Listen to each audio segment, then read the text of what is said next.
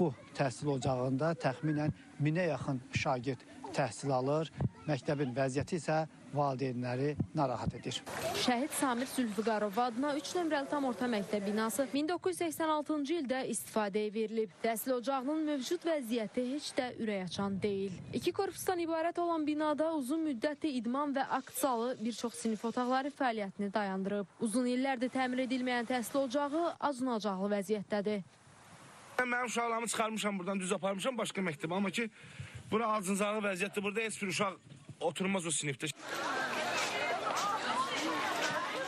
Orada katen işləyir, oradakı uşaqlar deyirlər ki, soyuqdur məktəb, payton otururlar uşaqlar qışda məktəb. Qış gəlir də, qış fəslidir. Soyuq olur, uşaqlar xəstələnir. Bizi seçmirik, xoş gəlmiş.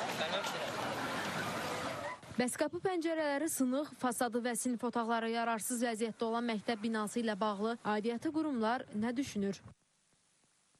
Binanın əsaslı təmiri və yenidən tikintisi ilə bağlı məsələ qeydiyyata alınıb. Qeyd edirik ki, təhsil müəssisələrinin tikinti və təmiri növbəllik və prioritetlik prinsip əsasında həyata keçirilir. Emin Vaqifoğlu, Diana Cəlali, Spice Xəbər, Şabran.